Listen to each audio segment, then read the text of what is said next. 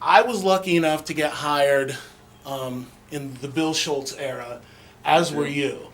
And Joe, could you just talk a little bit about working with Bill and your experience coming into the custom shop? So my very first day on the job, there was a big meeting. Everybody get together in the big room.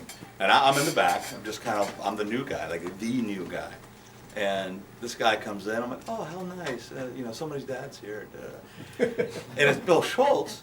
And I didn't realize it until he went to the front of the room and he just started just getting everybody fired up and just saying, this is what we need to do. We need to do it together. No man in this room is more important than the man next to him. And he as really, you can see in this picture, as he's standing on a table in the factory addressing the workers, that was the kind of guy he was. Well, I didn't know who he was at the time. I mean, again, I just finished school. I just started a new job all within a month. And I asked around like the next day, and they're like, that's Bill Schultz. And they gave me the lowdown, like what Rob just said to you. But as time went by, about a year after I started, I came into this position in the custom shop sales. It was just me to start.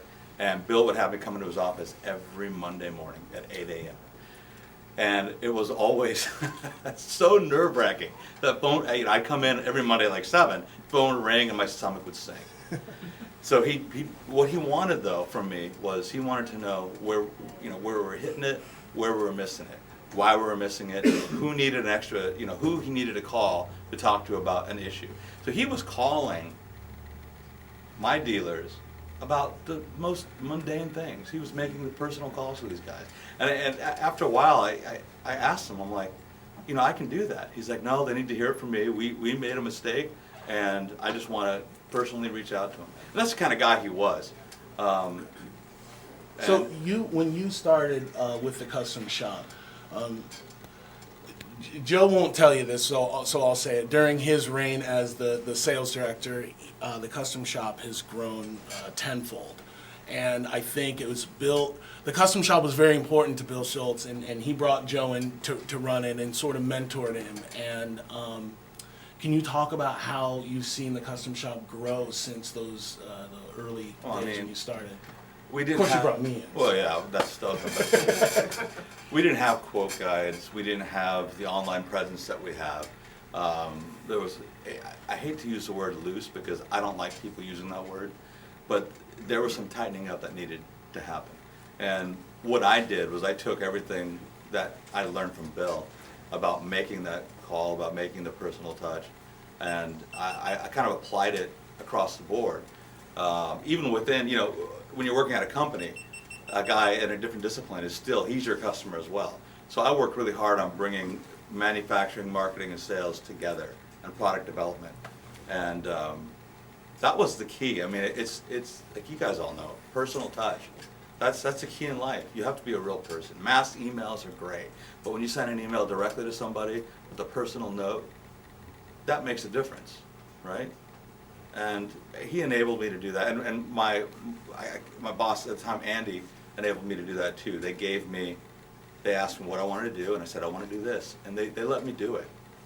So I think the key is like hands-on, which is a theme that you'll hear a lot today about how we're building guitars, and even the fact that Joe, John, and I are standing in front of you guys and meeting with you here today. It's important to us to do that. So. That is one side of the business. Now let's pull back the curtain and talk to Mr. Cruz. John, how did you get started building guitars? Well, for me, it's kind of a Cinderella story, and I basically started just working on my own guitars at home, messing them up completely, and I ruined a lot of my own guitars. Being pretty young, I was already playing music and playing in a band, and with aspirations of being a big rock star like everybody wants to do. And I was playing in this band, and my buddy got a job working for another company close by. And he's like, dude, you got to get in here, man. This place is great. They let you grow your hair long, It's like, yeah, that's key, dude. I got to be able to keep my hair. I don't want to look like a busboy, So it was cool. And I went down there and filled out an application, took the tour and everything. And they says, okay, this is great. We'll keep your application on file, but we're not really hiring right now. And I was devastated, man. It's like, oh God, I got to go back to working at U-Haul again and doing what I was doing over there. But he told me there's another company that's down the road a little bit called Fender. And like, ding! I just like woke up. I'm like, okay, where is this place? You know, it was a few miles east of where I live, and I didn't care. I needed to get down there. I went down. I took a tour of the company. I fell in love the minute I walked through the door. The smell of the wood, the friendliness of the people, the guitars hanging overhead, you know, going through the conveyor belts. Everybody happy. It just felt right to me. It was a family. So I put an application in there. And he says they weren't really hiring for, you know, what I wanted to do was set up guitars and play guitar all day. So I thought, that's all those guys do, man, is just play guitar. That's what I want to do. They said that the only opening that they had was working in the wood shop. You know, they're setting up a new area right there to do all our bodies and spreads and necks and stuff like that. So I'll take it, you know. So I took the job, and it was basically an entry-level job, just pretty much helping out around the floor, sweeping the floors, sorting wood, that kind of stuff. So I came in pretty much ground level. And took to it so fast. I was so fascinated by how, you know, this chunk of wood became this. Yeah.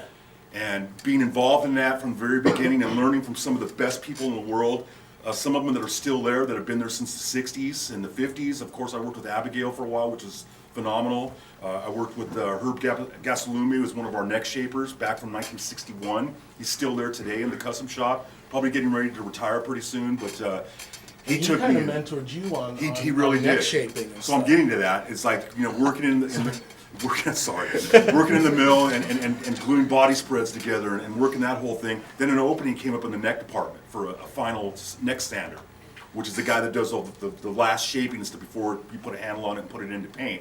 So I got to work in there. I took the job, paid a little bit more money, which I was happy about, and set me up next to this bench next to this old man. He wasn't too old at the time, but, you know, really gravelly voice, man. I gotta show you how to do necks, man. That's the way Leo did it back in the 50s. So I learned everything I could from this guy. He was amazing. And we became really good friends. I'm still really close with him today. He's kind of retired from the neck shaping thing now. He still works in the custom shop, but he's doing other things now.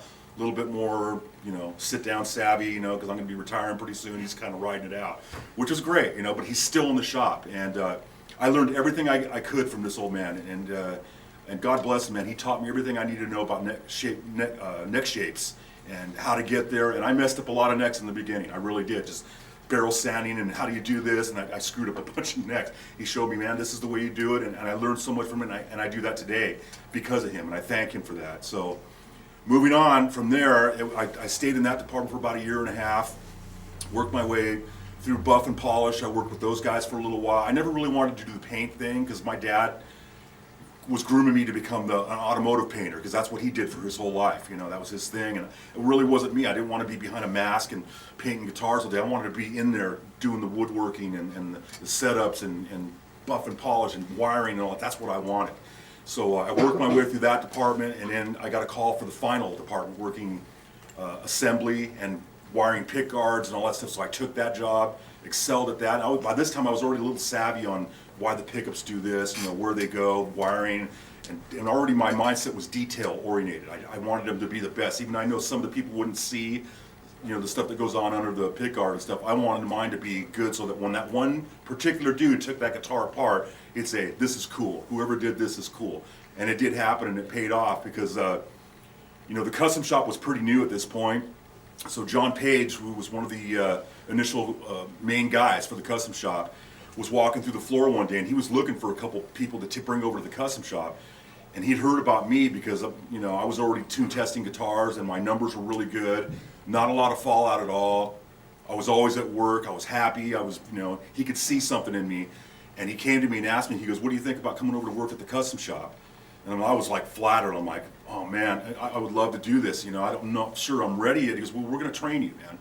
So I was really excited about it. He goes, but I'm not going to lie to you because we're still pretty new. There's only a few people in the shop right now. We don't have lots of work going on. You know, there's chances that we might be laying off some people, and you'd probably be one of the first to go. And I'm like, did one of those. And I'm like, you know what, I can't, I got to have full time, man. I just bought this new little car to get back and forth to work. I got to have constant payment to pay my payments, you know. So I denied the opportunity at the time, which I was pretty mortified by because I didn't think I'd ever hear from him again. So I passed on the offer, stayed with, and just learning my craft a little bit more there and getting better and better and better. Another year and a half, 2 years goes by. Another opening comes up for the custom shop as a tune tester.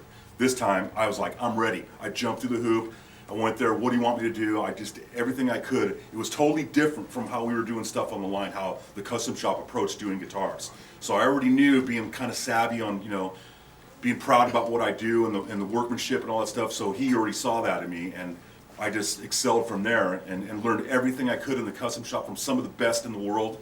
Guys like Fred Stewart, John English, John Sir, Alan Hamill, all the major builders that were like already doing it at that time. I got to work with all those guys, and I was really fortunate to be involved in a lot of cool projects in the very beginning. The Moto amp sets I did. I worked also on the 49 Woody amp remakes that we did. Cool little projects like that, and it was just a whirlwind for me. Just, it seemed like it happened so fast, but this is over a course. I've been with Fender for 28 years now, and it's just like there's no looking back. And the custom shop is just doing up, up, up. There's no sign of slowing down for me until I fall one day and just I'm done, you know. But until then, I'm enjoying it, and that's kind of my story is to get into the custom shop. So.